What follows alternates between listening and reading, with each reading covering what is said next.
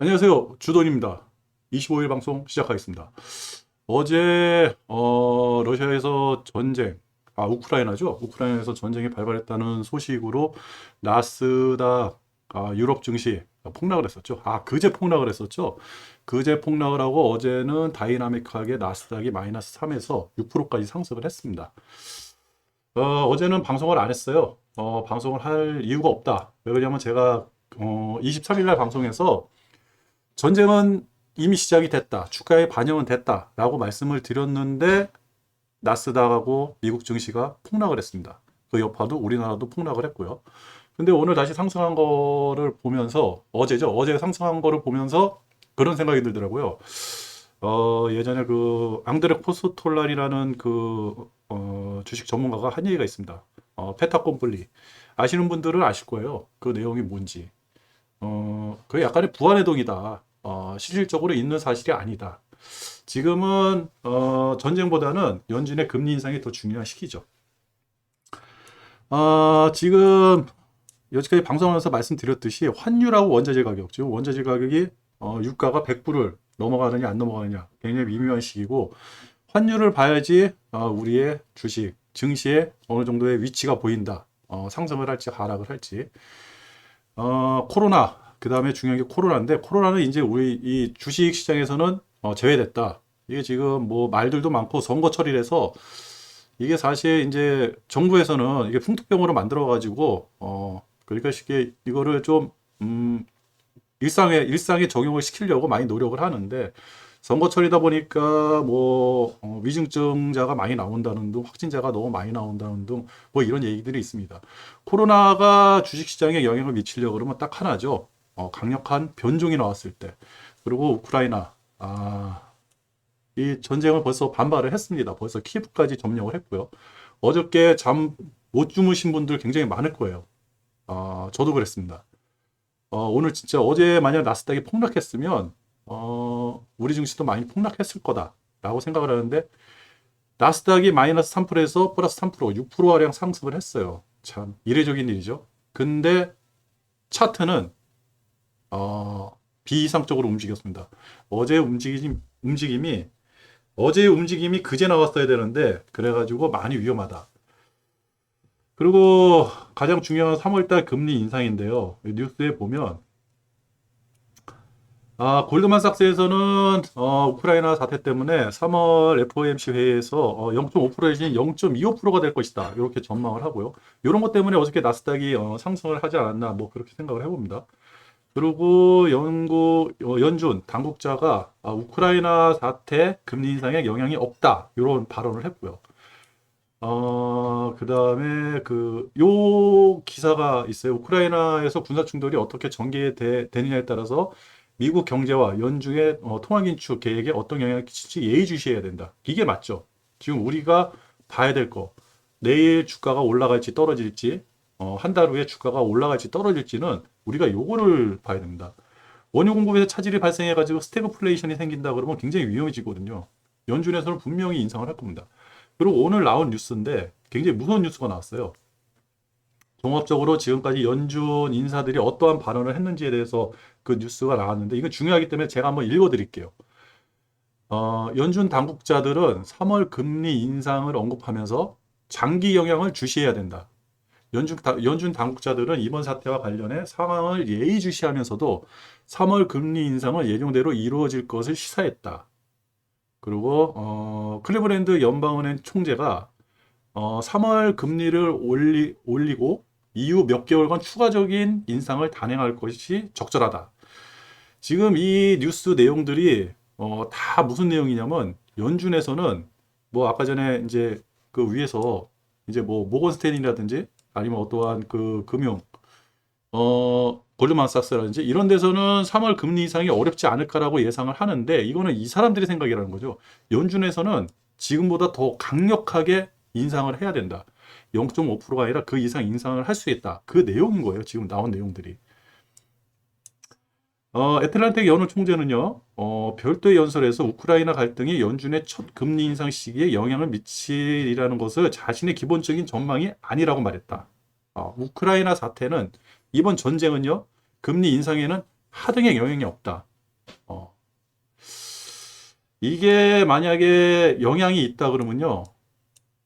어, 스태그플레이션에 어떠한 위험 요소가 어느 정도까지 나오는지에 따라서 연준이 움직이겠죠. 어, 원유 가격은 상승하고, 그 다음에 경제 활동은 위축되고. 근데 아까 전에 제가 그 앙드레 코스텔리의 메타코블리 그 말씀을 드렸잖아요. 그 책에 이런 내용이 있습니다.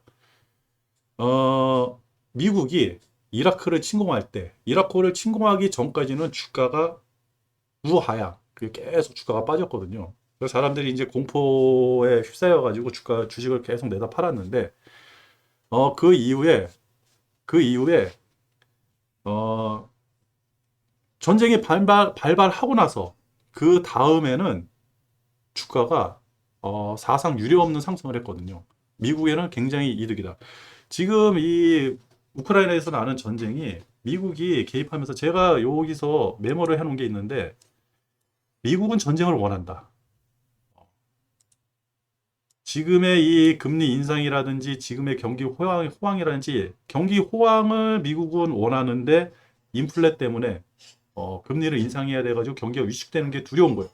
그래서 전쟁을 일부러 반발하지 않았을까. 이런 뇌피셜을 한번 예전에 한번 말씀을 드렸거든요. 그 현상이 어디서 나타나는지 제가 차트를 보면서 좀 말씀을 드리도록 하겠습니다. 이제부터는 전쟁이 아니라 연중에 금리 인상하고 주가의 향방을 우리가 예측을 해야 되거든요. 그리고 오늘은 방송을 하는데 저희 아들이 방학이라서 저랑 같이 방송을 하고 있습니다. 옆에서 굉장히 쑥스러워하고 있거든요. 인사 한마디 하시죠. 안녕하세요. 여기 마이크에 대고 크게 하셔야 돼요. 안녕하세요. 뭐예요? 닉네임이 뭐예요? 저도 모르겠습니다. 아, 노네임입니다. 노네임. 그러면. 노네임님. 그러면 노네임님은 지금 그 우크라이나에서 전쟁이 반발했잖아요. 그걸 어떻게 생각하시는지. 고등학생 입장에서 공부하기도 바쁘겠지만 이 시사에는 조금 관심을 가져야 되는 거 아닌가 하는 생각이 드는데. 우크라이나에서 전쟁이 일어나는데 어떤 생각이 드시나요? 우크라이나가 외교를 잘 못했다고 생각합니다. 어떤 면에서요?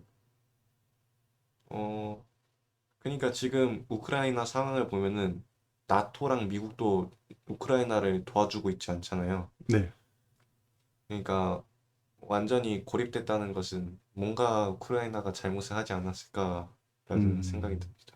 그 우크라이나가 미국이나 아니면 그 EU, 서방 세계 이쪽을 너무 믿었나?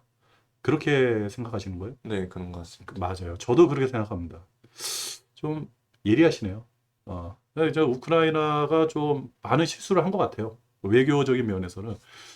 사실 미국이라든지, 뭐 영국이라든지 프랑스, 이거 예전에는 침략국이었거든요. 과히 그렇게 약자들을 도와주는 그런 입장이 아니에요. 저는 미국이 세계의 경찰이라고 생각하는 그런 말이 있는데 절대 그렇게 생각하지 않습니다. 미국은 미국이에요. 우리도 지금 미국이라든지 중국이라든지 여기 가운데서 뭐 양다리 외교라 그러잖아요. 이걸 잘 해야 되는데 이게 기본적인 선례가 되지 않을까 생각을 해요. 미국 믿으면 안 됩니다. 그렇다고 중국도 믿으면 안 돼요. 낮에 방송을 하다 보니까 이게 잡음이 많이 들어갑니다. 이게 지금 방이거든요. 방에서 저 혼자 이 방송을 하는데 어, 희한하게 우리 집은 욕실에서 물을 쓰면 방에서 들려요. 이게 또 들어올 수가 있으니까 양해를 바라고. 그 다음에 제가 이제 아까 전에 말씀드렸듯이 왜 우리 이제 연준의 금리가 이제 주식의 향방을 가르는지 그걸 한번 말씀을 드리려고 그래요. 어, 어제 나스닥 끝난 거를 한번 보도록 할게요. 기본적으로 차트가 망가졌다. 라고 할 수 있습니다. 저도 이 차트를 좀 유심히 보는 편인데, 음, 차트가 망가졌다. 제가 이제 월봉으로 한번 보여드릴게요. 월봉으로 이렇게 보시면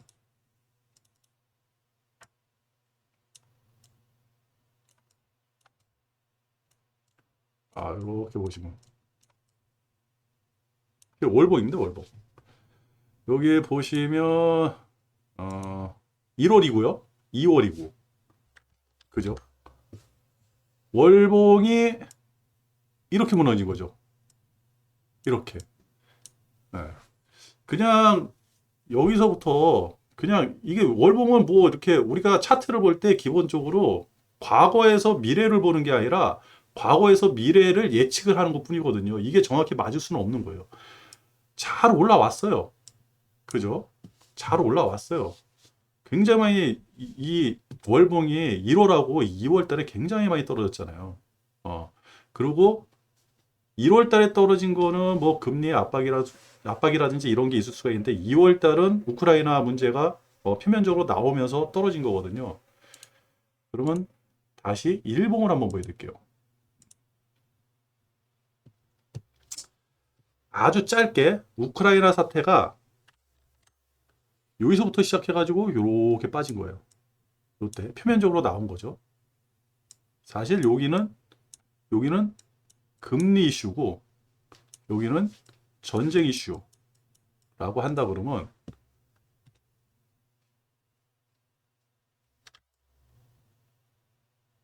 이렇게 한번 손을 거봤어요. 네. 어제 반등한 거, 그죠? 요게 어제 반등한 거. 제가 23일 날 저녁 방송에 이제는 전쟁은 이슈가 끝났어요. 이제 반등을 해야 돼요. 해가지고 이날 미국장은 반등을 했어야 되는데 음봉으로 쭉 빠졌습니다. 이게 왜 그러냐면 이게 이제 2월 말이에요. 여기가 2월 말이거든요.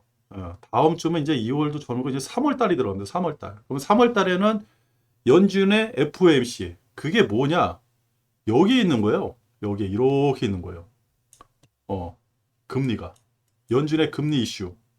전쟁은 끝났고 전쟁 때문에 미국은 우크라이나에 무기도 팔고 아니면 군수물자도 팔고 그러면서 과히 나쁘진 않아요.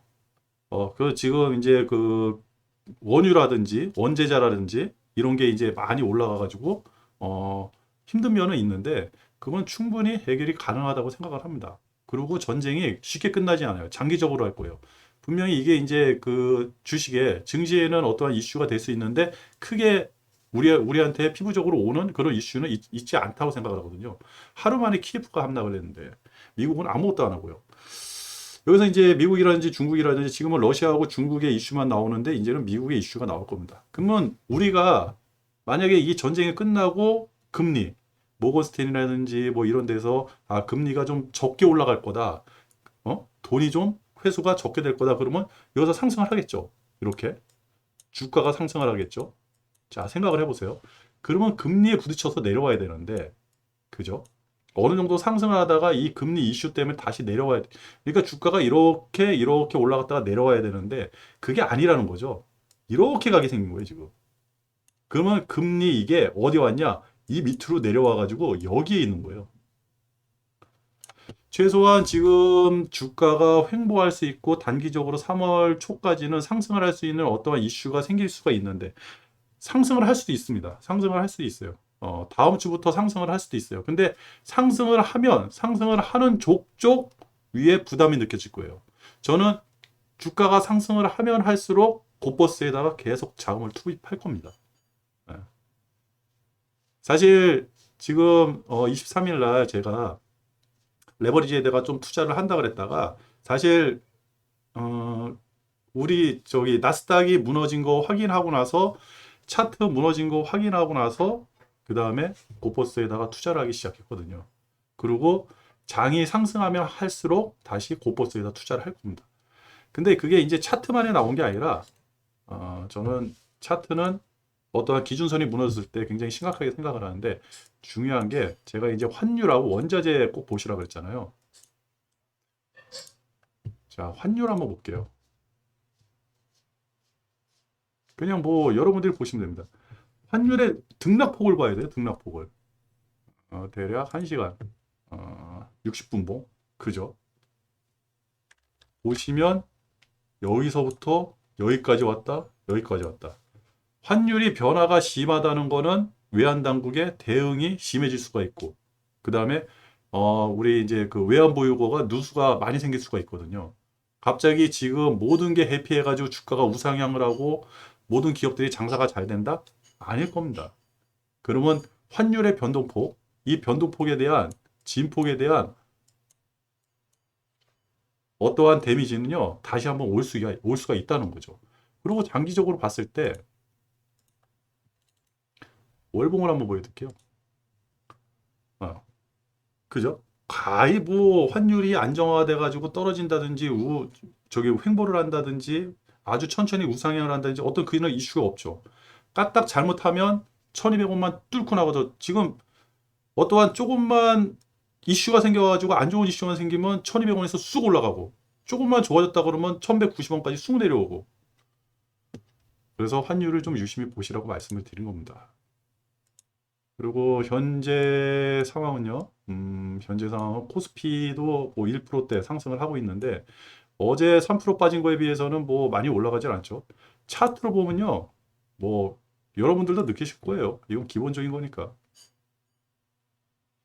음, 대략 1번. 그죠? 차트를 봐도 그렇게 뭐 상승을 많이 할 것 같다. 여기서 만약 음,